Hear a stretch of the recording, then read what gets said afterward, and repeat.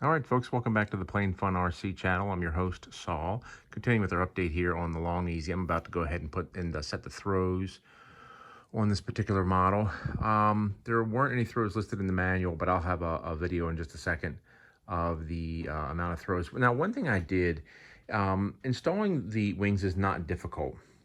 What you're going to need is you're going to need a 5mm hex wrench. Now this is, as you can tell, a very long hex wrench, and notice how it has like a ball style link at the end. You can see it there, and that's good because when you go to put it in, you can see when you have to tighten this, it's at an angle, okay? When you're trying to go ahead and tighten this wing down or tighten this wing down. Now the only issue is when you initially install, let's say the right wing first, there is a hole on this side and a hole on this side where these bolts would normally go in. So when you put it in, it can go in straight for both and tighten it down, which is great. But when you go to do this wing, this is at an angle, which is fine. Not difficult to do, not difficult to tighten this bolt here, okay? Whoops, not difficult to tighten this bolt here. But that bolt back there is very difficult. So just a simple thing I did, I drilled a small hole right here, and you see we can pass, a little twist, pass this through and easily get to, let me do that again. There we go. Easily get to our bolt right there. And then I just give it, I can loosen it up or I can tighten it up, either way. So it's a simple, I drilled a, let's see, I drilled a 3/16 hole, just a 3/16 hole, and that hole is 5¼ inches, 5¼ inches from here. So in other words, if I hold this here like so, you can see how it basically lines up just about even, pretty close to it, okay? So 5�16 inch back from this little corner right here, okay? And it's just above the wing, the level of the wing. And it's not disrupting the frame. There's no loss of structural integrity. Now, one thing I did do is I did write a little note for myself to install the right wing first, because I don't want to have to drill another hole in this side. Just one hole's enough. Less disruption of the airframe, less chance for any type of failure to occur. So, all right. Now, I'll have a video in just a second with regards to the amount of throw that you need in all the control surfaces. More to come.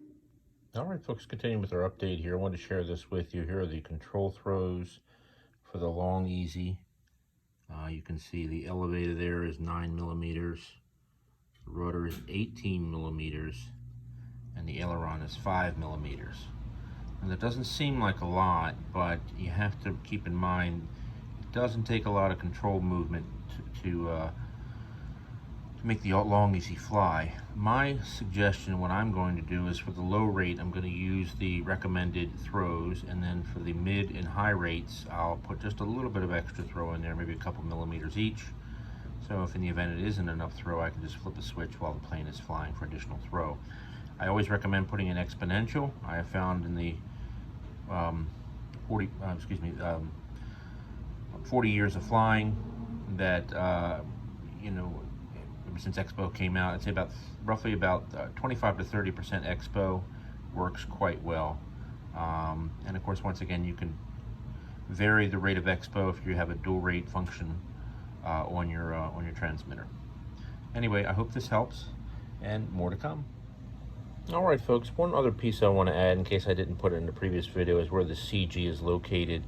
It's 451mm from the trailing edge of the wing. So when you're looking at this line right here, that is pointing to this trailing edge that's here. And to be specific, let me show you on the wing.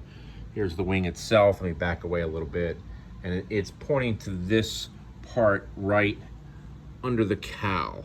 So I would recommend marking off your CG before you put the cowl on. I mean, you could use a tape measure, of course. There is a space there, but from that corner right there, very important. That very corner is where you're measuring from. Okay. Don't vary your CG. Keep it at 451. This is the second long easy I've had in the many years of flying, and I can tell you they are very sensitive to a proper CG location. That's why you don't see, like some RF aircraft, you'll see it might have like 5 or 10 millimeter difference.